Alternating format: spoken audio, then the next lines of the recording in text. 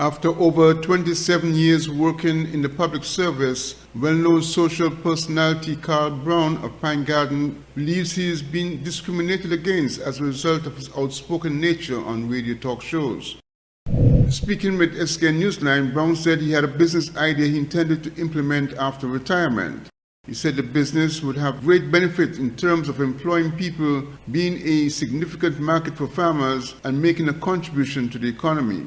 While efforts to start the business began in 2019, Brown said the pandemic put a halt to his program, but he restarted later.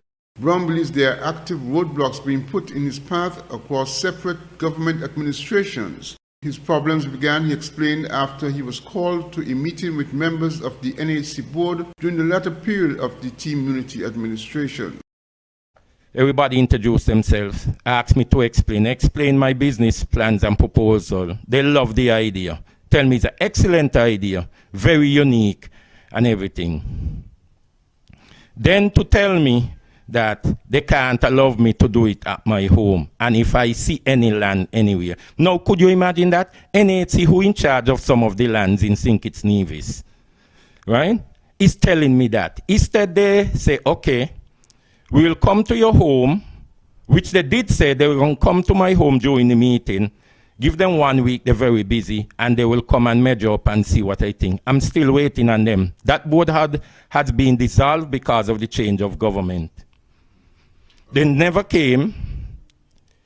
During that same meeting, I received a letter stating that I cannot build anything at my premises, and if I build anything, the letter was stating that they will bring a backhoe, where you have to be a backhoe, and rip down whatever I build. I have no permission to build or do any business there because it's a residential area, and my neighbors and the amount of traffic the business is going to consume, it can't happen.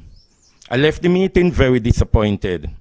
Meanwhile, Brown said he observed foreigners are allowed to open business in the same residential neighborhood he's been denied having his own business operation. He said what has been occurring is wrong and discriminatory. They allow a Chinese supermarket to open in front of me. They allow Spanish Santo Domingos to open a bar and restaurant up the road. Same residential area, right by the road, right? Also, Guyanese, 2 sets of Guyanese open businesses up there, right? But me, Carl Brown, because I'm an outspoken, what people would say a freedom fighter, I am being forced, I am being victimized, I am being ignored by my governments. And hear what I say, my government. I'm doing everything that I'm supposed to do under the law. But ignore, I call it victimization, I call it ignorance of these government ministers and those in authority. So I am forcing the issue now. It is wrong, it is unacceptable. And many people have seen it unacceptable, including Mr. Dwyer-Ascaf and including Mr. Sam Connor, and many other people in the community and in the Federation of St. Kitts Nevis. Continuing his efforts to get the business going, Brown said he is encountering issues under the current SKN Labour Party government administration. SKN Newsline will provide more of Brown's experiences in a subsequent news report. Glenn Bart reporting for SKN Newsline. Police Commissioner James Sutton provided his first update on the work of the Royal St. Christopher and Nevis Police Force in a video statement he made on 16th May. Although just in the second quarter of the year, Commissioner Sutton said the past 5 months were eventful. He spoke of the need to address the spike in crime through the April launch of Operation Reassurance. On this, he provided statistics on the outcome. The following statistics are testimony to the operation successes we have since then recorded. Search warrant executed, 42. Mobile patrols, 143. Foot patrols, 143. Number of arrests, 14. Number of firearms recovered, 6. Number of tickets issued, 93. Number of vehicles searched, 362. Gang engagement, 7. Our police officers continue to work assiduously to ensure the safety and security of our citizens and residents are maintained. Their work in this regard has borne fruit to the tune of 4 of the 5 robberies committed in the month of April having already been solved. Such was achieved through the diligent work and dogged determination of our officers in the pursuit of justice. Their perseverance and stellar work are worthy of high praise. Indeed, even after Operation Reassurance would have ended, the momentum and our thrust to curb crime and violence in St. Kitts and Nevis will be maintained. Certain call on citizens and residents to practice restraint in times of tension and for continued effort in helping young people achieve positive conflict resolution. He gave the commitment of the force to its crime-fighting efforts and to build stronger relations with the communities on St. Kitts and Nevis. Glenn Bart reporting for SK Newsline.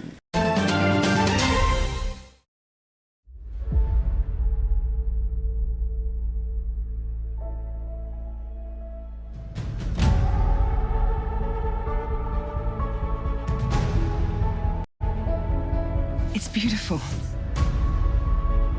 He took one look at you and the angels started singing. Another wonderful day.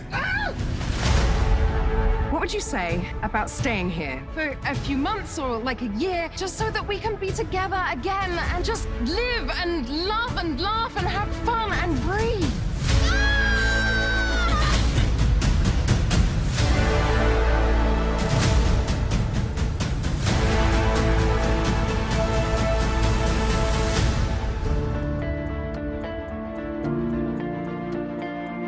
Why are you hiding out on a little Caribbean island, singing in a beach bar?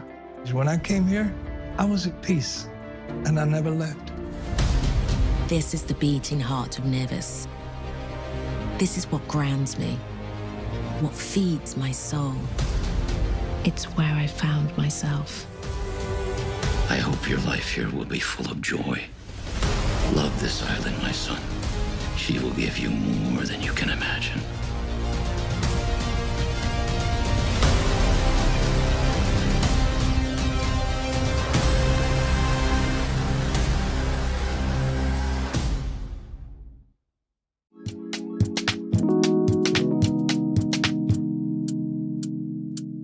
Want to buy some fresh fruits, vegetables, or ground provision, but don't have the time to go to the market or even to find parking? Look no further. Green Market and Delivery is your solution. Green Market and Delivery is an e-commerce store that sells and delivers local produce to customers in St. Kitts and Nevis. Anything you purchase, you can get fresh from the market and delivered directly to your door. Log on to www.greenmarketskn.com. Click on the e-store link, choose your items, and shop away. We have a wide array of products from fruits, vegetables, local products, spices and seasonings, and much more. Save time and energy. Shop on greenmarketskn.com, your one-stop shop for fresh local produce. Online radio has never been this great. It's Voice of the Caribbean Radio at voiceofthecaribbean.net. Tune into Voice of the Caribbean Radio for great Caribbean programs, news, entertainment, sports, and current affairs. Wake up each morning and be inspired with One Day at a Time with Kim Huey. Stay abreast with news across the Caribbean and internationally with the Caribbean News Hour, and be entertained with shows like Reggaeville, Caribbean Classics, and Jive Music Show. Visit our website, download our Android mobile app, or listen us on TuneIn Radio. There is so much more on Voice of the Caribbean Radio, reaching the Caribbean and beyond. Check website or app for program schedule. The SKN Newsline website now offers you more news. Log on to www.sknnewsline.com for local, regional, and international news. You can also watch the latest newscast and keep abreast with news in sports, all from sknnewsline.com. That's www.sknnewsline.com. News at your fingertips. The Bastia High School celebrates its 55th anniversary this year with a slew of activities, the most noted an anniversary gala on July 1st at the St. Kitts Mart Resort Ballroom. Principal of the Bastia High School, Damon Bacchus, spoke to the events held so far and the upcoming anniversary dinner.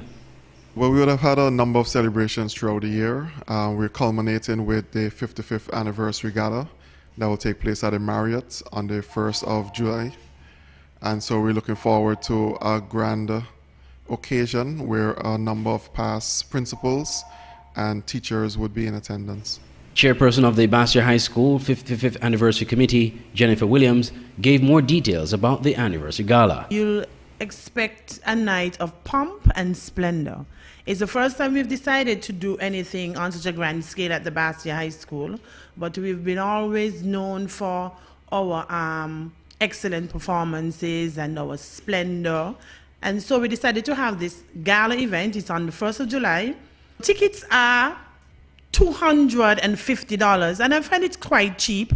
When I go and sell tickets and so forth, persons are shocked that it is so cheap because they want to know, how come you're all such percent? But you realize we can't kill the cow. We have to work with people's pocket presently, so it's just a mere $250, and you can have a table which seats 10 for a mere $2,250. You have an entire $250 reduced cost. So I'm encouraging all persons here and abroad to come.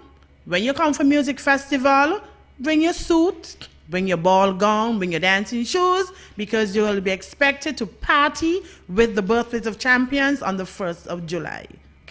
Meanwhile, both Ms. Williams and Mr. Bacchus spoke to the importance of Bastia High School to the development of education in St. Kitts and Nevis. A lot of persons have passed through Bastia High School. The present Prime Minister and the Deputy Prime Minister, the Minister of Public Works, Conway Maynard, they've all passed through Bastia High School. The Prime Minister taught at Bastia High School. The Minister of Tourism, Marcia Henderson, taught at Bastia High School as well. So we expect a grand show and full support from our ministerial officials. So Bastia High School is not only known for its academics, we have produced a number of sporting icons as well. Kim Collins would have passed through the halls of Bastia High School, and we have a number of outstanding cricketers. The current coach for the West Indies under-17 team, he would have passed through the Bastia High School as well. And so we're not just known for our academics, we produce well-rounded students and persons who can function within our society. And so 55 years of producing students to give back to St. Kitts and Nevis and to the wider community, I think is no small achievement. Tickets for the 55th Anniversary Gala can be purchased at the school. I'm Andre Huey for SKN Newsline. New charges have been leveled against Akeem Sage of Central Fines Avenue. Mr. Sage received an additional 3 charges of possession of firearm, possession of ammunition, and another charge for robbery. The possession offences were committed on May 12th at his place of residence, while the second robbery charge is for the one that was committed on April 25th at Keon Street. According to police, these 3 charges bring the total number of charges against Mr. Sage to 4 to date, as he previously received a robbery charge for an offence committed on April 29th. The general public will be updated appropriately as the investigation progresses, the police said. Meanwhile, the police is investigating the armed robbery of Mem's Pizza in Nevis. The incident occurred around 11 p.m. on May 13th after the business had closed. Reports indicate that one of the proprietors, Jamila Wallace of Cherry Garden, was approached by 2 armed assailants while she was parked in the business yard. The robbers demanded money and proceeded to steal her bag and phone. Upon realizing there was a robbery in progress, the staff closed the business entrance door. The robbers then fired several shots at the building, wounding staff member Maria Merchant of Stony Grove. She is currently warded at the Alexandria Hospital and is in stable condition. The crime scene unit processed the scene and collected all items of evidential value. The police promised to update the public accordingly. I'm Andre Huey for SKN Newsline.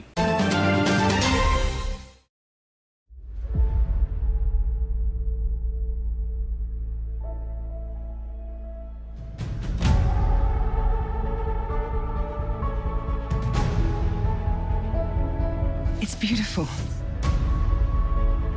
He took one look at you and the angels started singing. Another wonderful day. What would you say about staying here for a few months or like a year, just so that we can be together again and just live and love and laugh and have fun and breathe?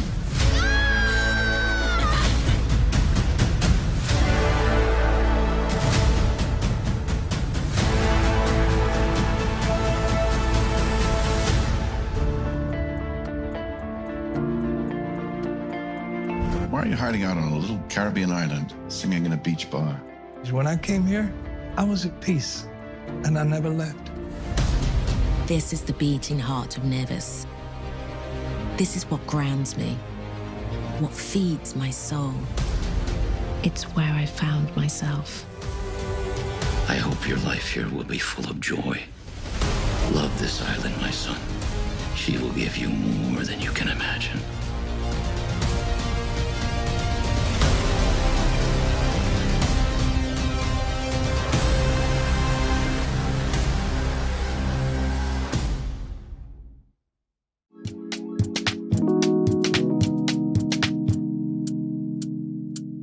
Want to buy some fresh fruits, vegetables, or ground provision, but don't have the time to go to the market or even to find parking? Look no further. Green Market and Delivery is your solution. Green Market and Delivery is an e-commerce store that sells and delivers local produce to customers in St. Kitts and Nevis. Anything you purchase, you can get fresh from the market and delivered directly to your door. Log on to www.greenmarketskn.com. Click on the e-store link, choose your items, and shop away. We have a wide array of products from fruits, vegetables, local products, spices and seasonings, and much more. Save time and energy. Shop on greenmarketskn.com, your one-stop shop for fresh local produce. Online radio has never been this great. It's Voice of the Caribbean Radio at voiceofthecaribbean.net. Tune into Voice of the Caribbean Radio for great Caribbean programs, news, entertainment, sports, and current affairs. Wake up each morning and be inspired with One Day at a Time with Kim Huey.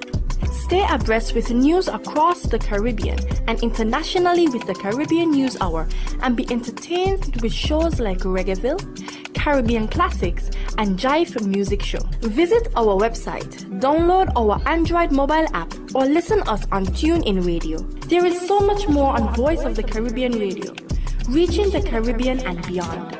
Check website or app for program schedule. The SKN Newsline website now offers you more news. Log on to www.sknnewsline.com for local, regional, and international news. You can also watch the latest newscast and keep abreast with news in sports, all from sknnewsline.com. That's www.sknnewsline.com. News at your fingertips.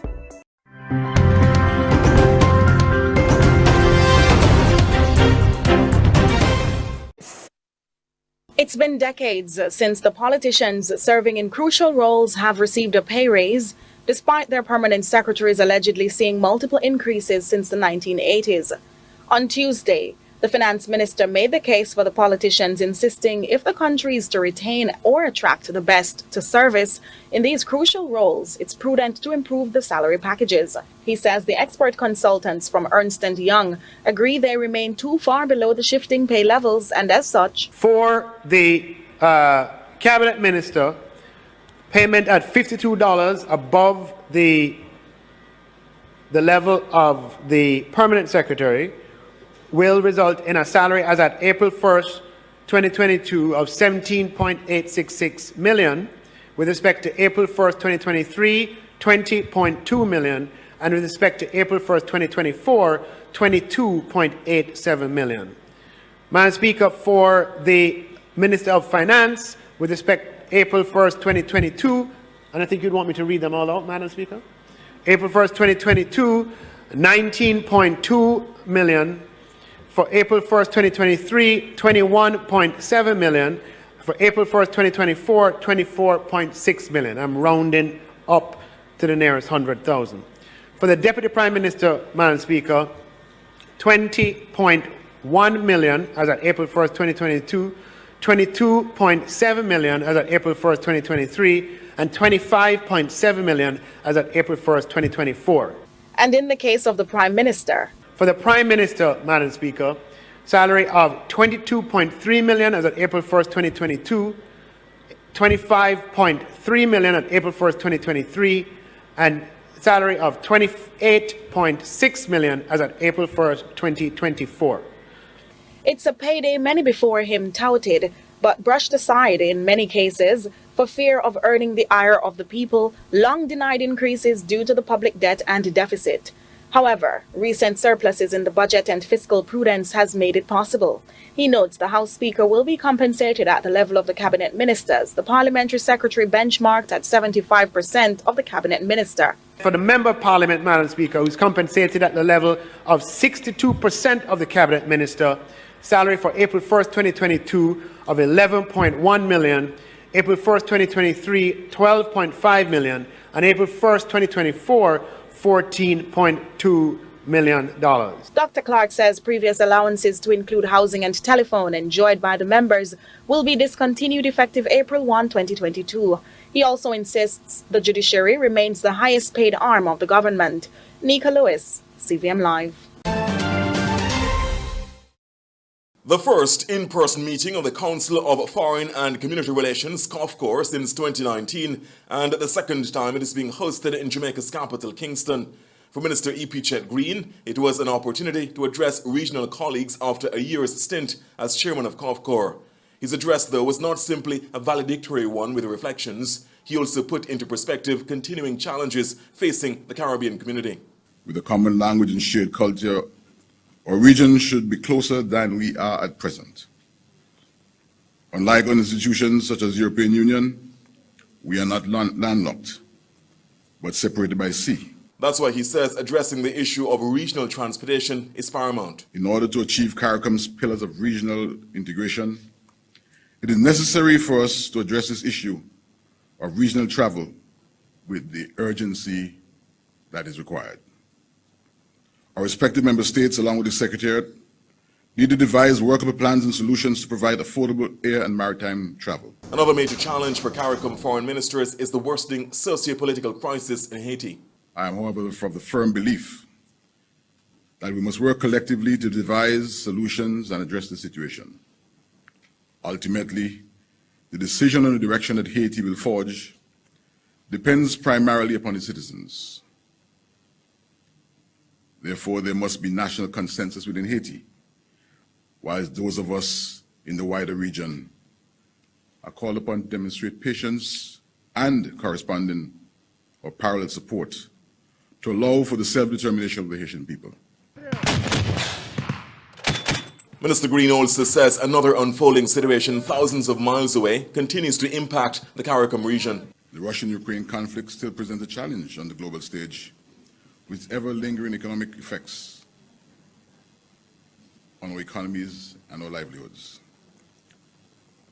As a community, I urge that we continue to advocate for the swift resolution of this conflict before it escalates any further, and to do so since our very lives depend upon it. Minister Green has handed over the chairmanship to Jamaica's Foreign Minister, Kamina Johnson-Smith. I wish to congratulate my colleague, Minister Johnson-Smith, on her assumption of the chair of COFCOR. I've always known you to be an advocate for CARICOM and of its endeavors. I'm assured that your leadership and determination will serve to advance the COFCOR and, by extension, our region. I want to thank you personally, Chet, and also in the role of incoming chair, for your excellent stewardship over the past year, which has left us on sound footing to undertake the critical work ahead of us this year.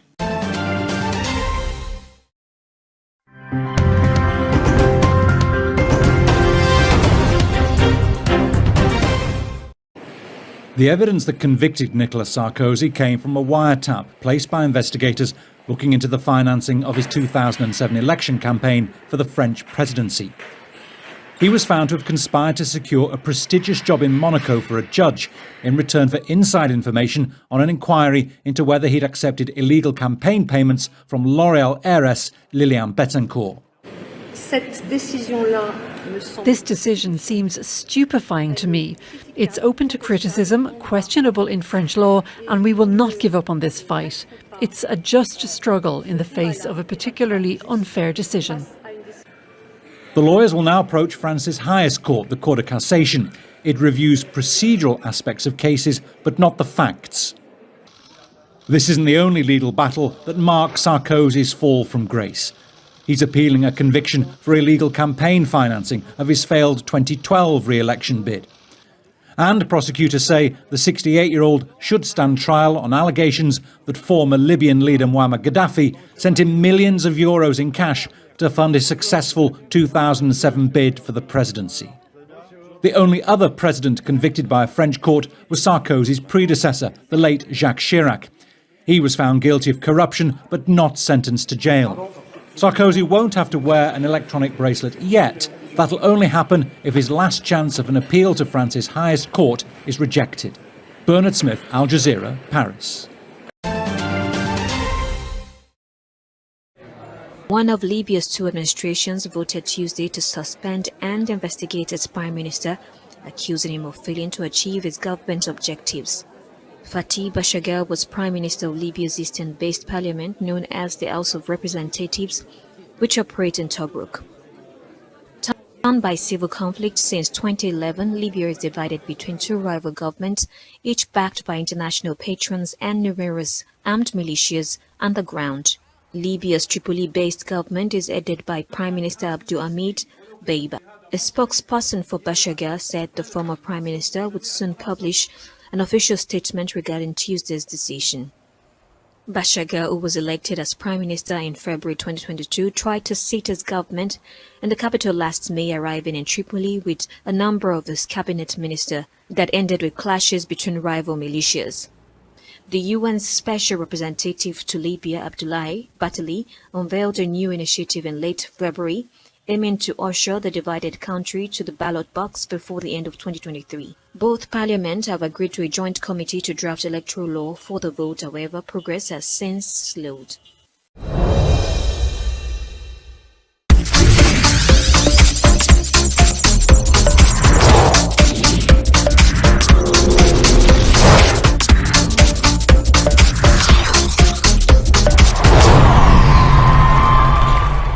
Dates and venues confirmed by Cricket Australia show that the West Indies women will visit in October this year.